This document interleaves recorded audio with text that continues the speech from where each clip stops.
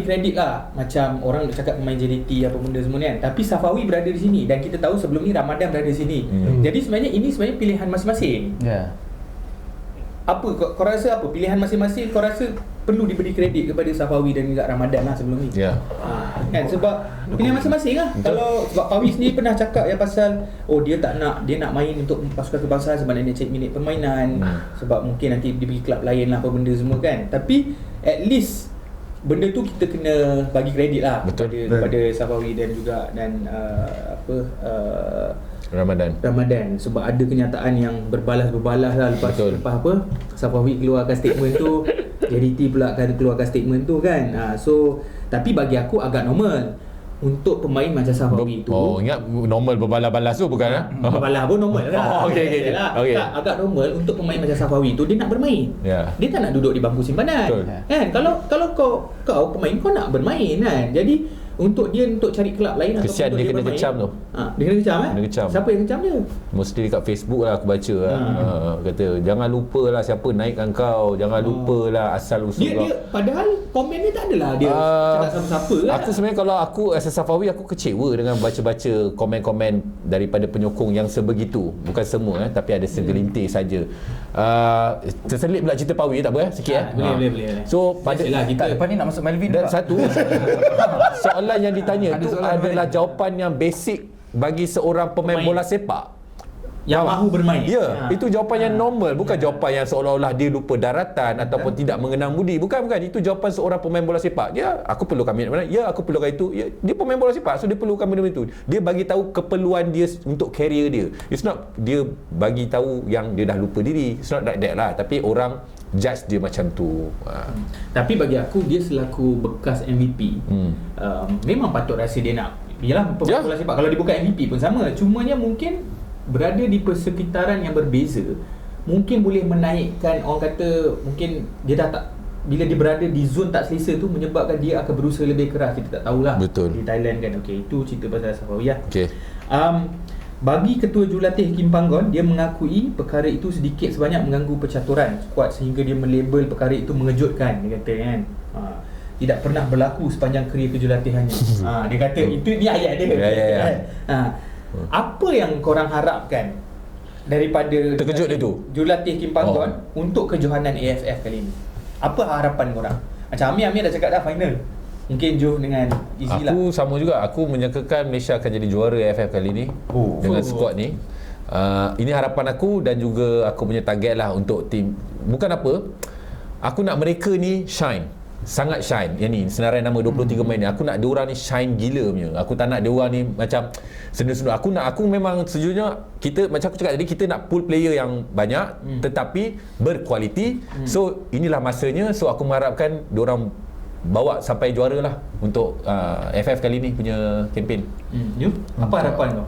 Harapan aku actually aku rasa sejujurnya aku sebenarnya lebih kepada individu. Sebenarnya peluang yang diberikan oleh Kim Panggon ni, 23 pemain ni, seperti bat ni kita tahu player-player yang macam regular macam Jimmy, dia boleh bawa Syarul Nazim to another level lah untuk international. Maknanya kau nak tengok persembahan diorang rada dari result lah. Betul. Maksudnya aku nak nampak, tak kisah kat mana final ataupun sebagaimana, tapi aku macam aku cakap player-player yang aku rasa dah patut step up, di mana kita tahu Jimmy adalah pasangan dia adalah Syarul Saad.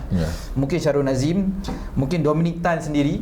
Sentiasa Dominic Tan ni lagi aku rasa selalu dibayangi orang kata di centre back yang ketiga atau keempat. So bagi aku it's time to step up. Kuzaimi dah potong dia. Betul. Kuzaimi dengan Syarul Saad adalah first 11 kita punya team A lah kan. Betul. So aku rasa macam Syarul Nazim, Dominic Tan patut. Even Mukairi pun aku rasa dah masa dia untuk di bahagian tengah, untuk pasukan utama dia patut untuk step up lah. Walaupun sejujurnya aku tengok lawan Maldives hari tu, Brandon dengan Mukairi tu macam agak shaky lah jaringan tu. Kita tahu Brandon regular, tapi macam aku cakap player macam Mukairi boleh step up. So maknanya dia akan memeningkan kepala Kim Panggon lagi bila untuk squad Piala Asia. Darren Lock sendiri pun sebenarnya Darren Lock tu kita tahu dia pemain utama, tapi bila ada Syafiq Ahmad kadang-kadang dia bukanlah dijadikan keputusan utama kan. So aku nak player-player macam tu juga. Macam Darren Lock tu memang kita harapkan dia lah yang penjaringkan gol untuk kita. Selain pada itulah, minta maaf cakap, macam Sergio Aguero ni aku rasa elok main balik Argentina. Kita elok ambil yang dah retire tu lah. Kalau kawan nak minta bandingkan dengan Paulo Di Paula, okey lah, nama dia ada kat situ. Dia ada larian-larian lah. Tetapi Walau dia assist tu itu. ya betul tu aku cakap dia aku cuba nampak dia punya kebab. Selalu striker ni dia akan nampak ada 1-2 touch dia walaupun ataupun larian dia yang bahaya. Tak bahaya? Dia tak bahaya lah. Tak melakukan langsung. Betul. Jadi tapi itulah expectation bila piala naturalisasi ni kita harapkan lebih. Which is selalu macam tu lah. tapi aku admit aku rasa Litak tu aku okey. Aku boleh terima dengan Litak tu. Walaupun aku rasa Amin macam tak setuju tapi belum lagi. Belum. Tak, aku tak kata aku tak setuju. Aku cuma rasa bila sebelum perlawanan apa-apa, bila kau tengok, kau judge dia before game, kau tengok dia tak ada minit permainan, apa benda semua. So kau sebenarnya macam mana kau judge dia sebagai pemain kan? Betul. Tapi macam aku, pertamanya aku takkan salahkan Kim Banggon kalau Malaysia tergolek dalam AFF ni. Sebab bukan salah dia, sebab ini bukan skuad terbaik dia. Tapi again macam Amir cakap, Kim Banggon ni lebih kepada sistem. DNA dia adalah kau kecergasan dia bertenaga, kau push apa semua. So siapa yang main pun, tetapi dengan ability pemain yang dia ada tu, boleh tak membuatkan benda ni berjaya. Itu satulah. Nombor dua, kat sini bekas pemain Selangor, Andik Verman Shah, dia kata ini peluang Indonesia yang terbaik, dia cakap untuk menang. Sebab dia kata tak pernah menang je. Thailand, Vietnam dengan Malaysia tak hantar. Dia kata Malaysia, dia kata antara yang dia kata memang bukan nak pandang rendah, dia kata, tapi tidak memanggil tonggak utama. So dia kata boleh makan lah, senang cerita kan. Andik ni dah kali AFF dia cakap macam tu. Tapi aku sehaluan dengan, aku tak mengharapkan skuad kita ni pergi semi-final pun. Aku mengharapkan performance rather than result. Tapi orang cakap aku, Amin, kau tak cukup netizen kau cakap macam tu.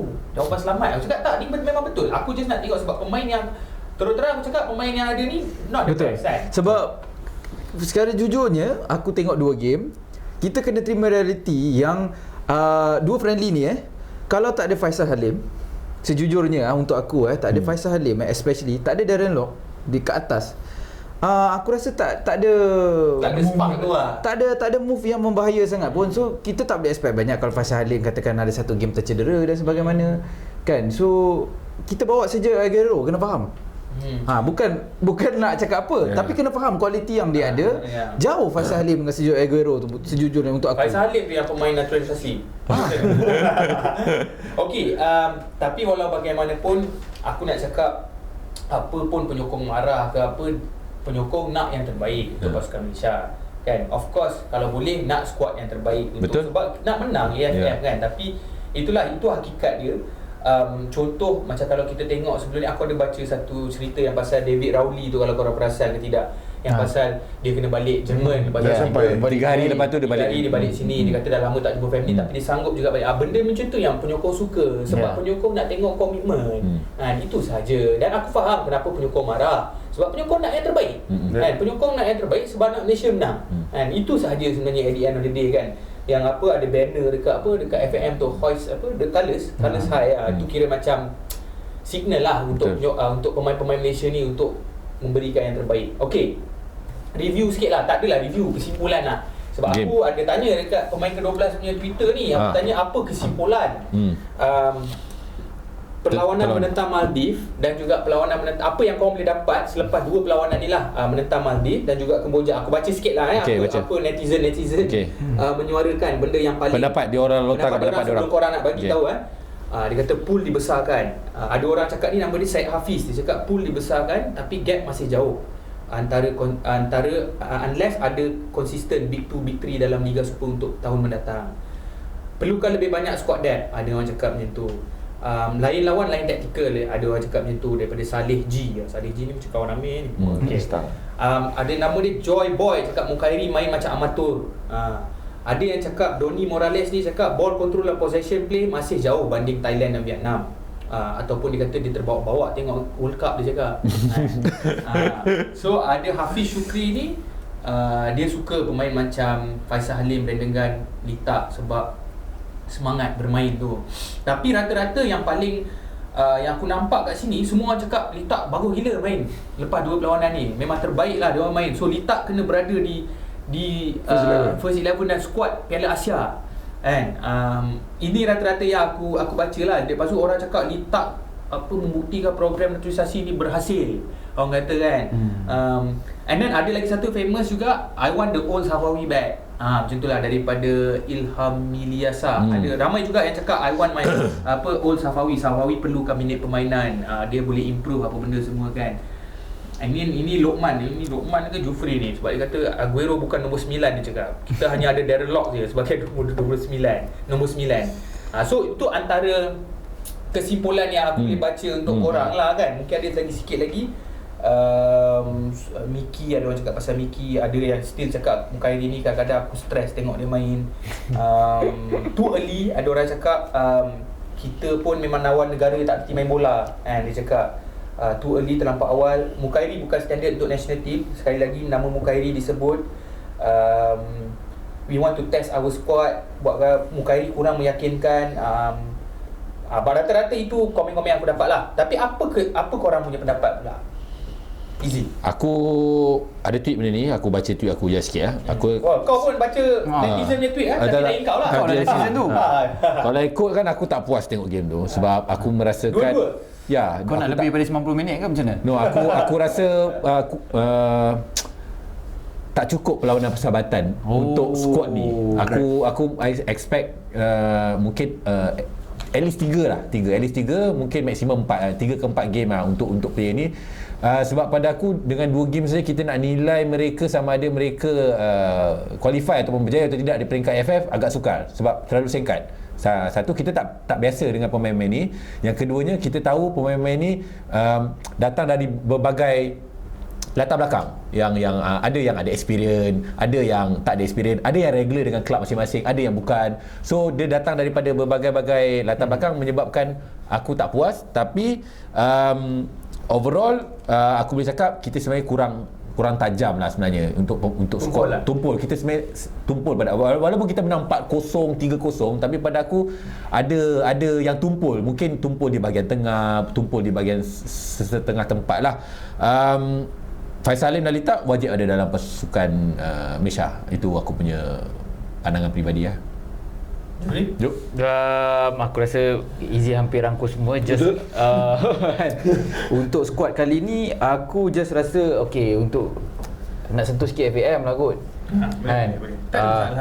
Macam tak kena tak sentuh dia. Macam tak sentuh. Sebab apa? Bagi aku kena ada, kalau ingat pada edisi yang lepas kan, kita kena clear lah kali ni. Aku harap tak nak ada lagi di mana communication error, yang di mana apa target untuk kali ni. Tiba-tiba ada keluar target pula lepas habis campaign. Tiba-tiba ada target campaign, tiba-tiba nak kena panggil apa yang panggil postmortem dan sebagainya. So kalau ada dah terpaksa tubuhkan jawatan kuasa dulu kan. So kali ni just be orang kata transparent, bagi tahu ataupun aku tahu mungkin dia orang mau cakap nak bagi tahu apa ini, but dengan squad yang macam ni, apa yang korang harapkan? Betul. FM sendiri pun kena bagi tahu. Walaupun kita bagi, untuk aku seorang yang positif sebab ini senarai 23 pemain bila membawa bendera Malaysia. Aku rasa kita kena percaya. Betul. Nak atau tidak, walaupun di atas kertas kita tahulah ini bukan kekuatan kita, tapi bila membawa pemain ini, macam aku cakap lah, communication tu lah aku nak bagi signal lah, nak bagi amaran kepada FAM lah.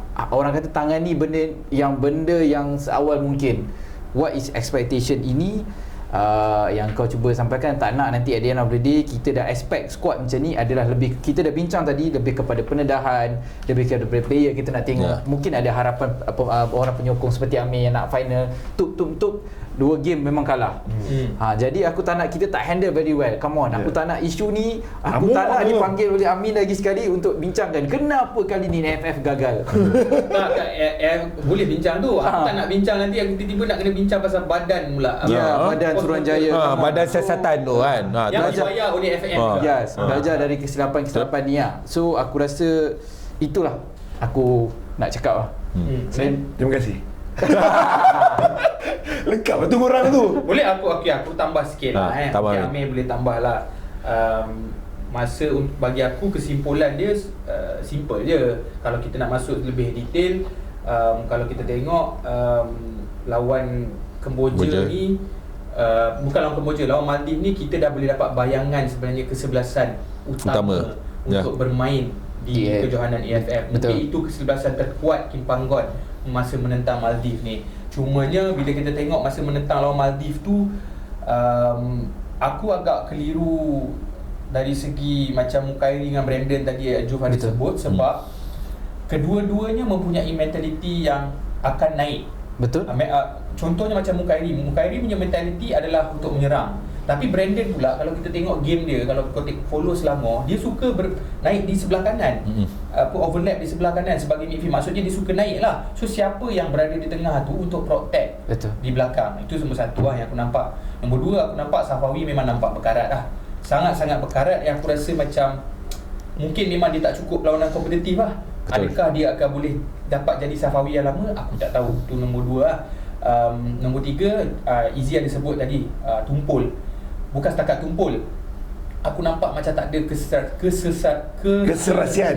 Ya. Sebab the bonding tu betul. Tapi kita tak disalahkan diorang sebab ini adalah satu pasukan yang baru ditubuh, baru dipanggil. So nampak sangat memang tak serasi lah. Kan yang kita nampak, memang nampak macam kawalan bola terlepas lah sikit walaupun nak main pressing. Ada part-part yang kelang kabut masa saya kira Maldives tu. Aku geram juga tengok tu, macam tak ada pattern, main tak ada pattern kan. Tapi kau nak salahkan dia orang pun sebab ini pasukan yang baru ditubuhkan. Tu nombor 2. Nombor 3 aku nak cakap pasal Litak, bukan nombor 3, nombor 4. Okey, Litak. Orang nak cakap Litak gila babi apa benda semua kan.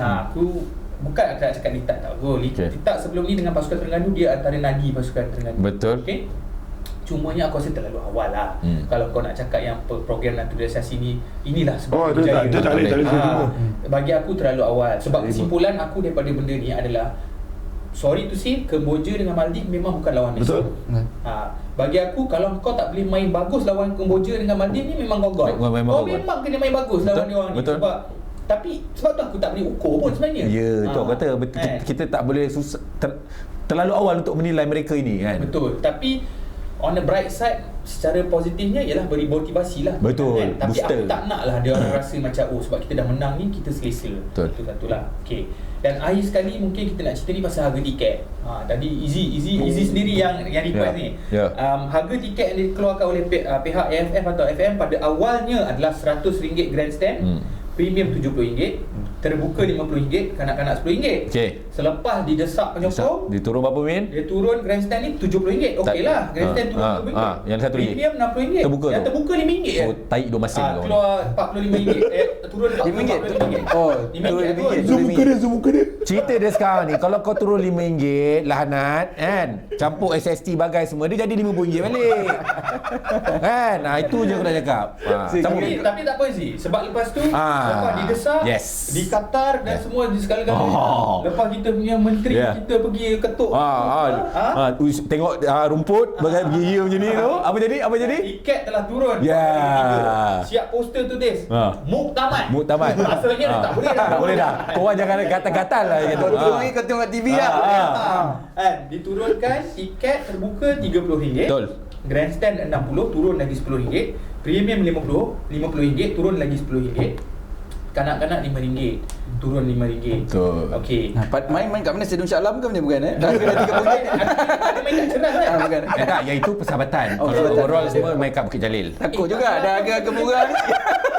Takut harga-harga murah ni main Stadium Shah Alam.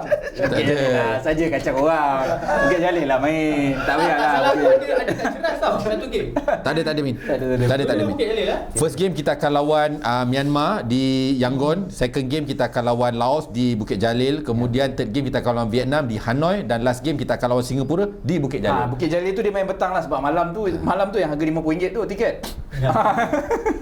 So bila dah dapat 30 main petang. Orang ada bagi nasihat, dia kata jangan beli yang grandstand RM60 premium ni semua. Sebab dia kata aku nak tanya dulu tak ada premium. Premium ni apa? Itu aku dengan Joe dah pergi dah. Aku lah premium kan. Beli dapat coklat Cadbury ke apa benda kat kursi tu? Tak ada. Apa? Biasa je, tiket biasa. Apa beli premiumnya? Duduk tengah, nampak angle tengah. Alah pendek je lah. Ingat dapat lah cup of coffee Starbucks tak ada. Tak ada. Tak, tapi orang kata jangan beli premium dengan grandstand. Sebab dia kata orang yang beli terbuka ni boleh pergi premium. Tak tahu orang jaga. Tak tahu. Okey. Taktik dia macam tu. Wish, kau dah pecah lubang ni. Jadi dia orang semua cancel. Jangan beli Yang pada muka lah sebab dia orang yang patut jaga seat number semua ada tau. Tapi tak ada orang jaga. Okey. Tapi adakah RM30 ni terbuka harga yang sepatutnya kau rasa? Ya. Untuk level AFF itu cukup lah. Cukup lah. Macam kita kata, kita pun nak tengok perlawanan Malaysia lawan Laos, Malaysia lawan Myanmar. Sayang ni kita 2 game main kat Bukit Jalil kan. Kau letak tiket mahal-mahal, sayang lah. Kos parking lagi kan. Burger RM5. Aduh. Jom nak beli mango yang tak sedap tu RM5 lagi. Terkena dah tu dah berapa dah? Betul. Kalau fikir-fikir balik, kalau orang yang datang daripada Pantai Timur, sekali dia nak spend away day, sekali dia nak spend untuk datang tengok Malaysia main lah untuk diorang tu. lebih kurang 200 ke atas lah, 200.5. Tak campur lagi tiket Sian online sebat tax RM5. Yes, ya, itu pun satu hal juga aku Itu tak faham. bukan per transaction. Per tiket. Per tiket. Itu aku geram. Itu yang pasal korang letak RM45 tu aku geram juga tu. Jadinya kurang RM5 masuk SST bagan semua dah jadi RM5 balik.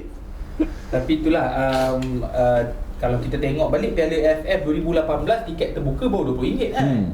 So jauh beza lah. Tapi ada juga cadangan-cadangan orang kata macam kalau kau nak charge mahal murah, buatlah kategori lebih banyak. Maksudnya belakang gol mungkin kau boleh charge RM20. Betul.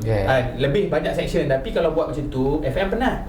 Ataupun mungkin kau boleh buat cerita kerja dia. ataupun kau boleh pecahkan lah Min. Mungkin kalau ada jenis yang berkombo, kau boleh make effort dekat combo tu. Tapi combo FM dah cakap tak boleh. Sebab? Sebab jauh perlawanan tu. Betul. Takut orang confuse yang combo tu. Dia buat combo, dia pergi tengok yang tiket kat Thailand tu, apa dekat Vietnam.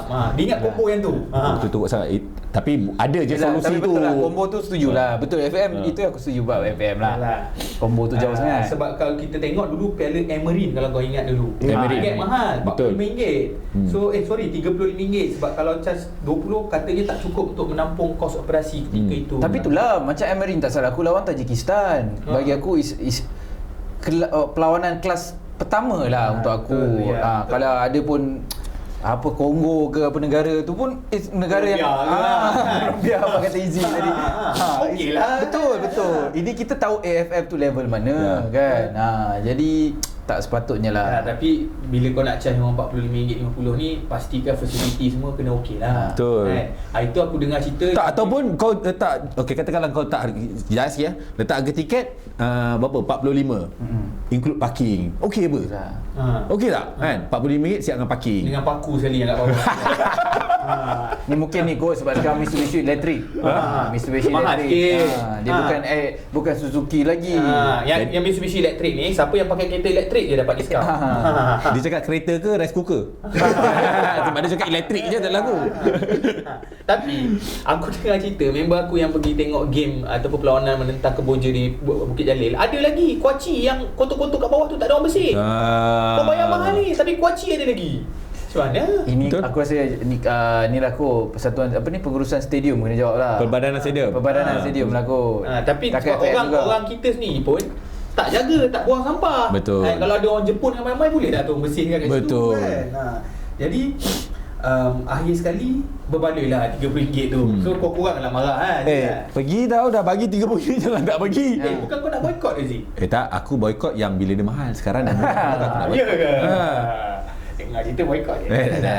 So aku rasa itu sahaja kita punya rangkuman keseluruhannya. Mungkin boleh dibahagikan kepada dua bahagian sebab panjang sangat. Jadi kita akan jumpa lagi mungkin di Astro Arena besok. Di AFF. Kalau Astro Arena Patula. Astro Arena cina berapa sekarang? 801 dan 802. 802. Okey, 802. Kita akan bicara Morocco esok. Morocco pun ada permainan naturalisasi. Betul. Sebenarnya tak ada pun. Kita akan jumpa lagi di episod yang akan datang. Assalamualaikum, salam sejahtera. Terima kasih.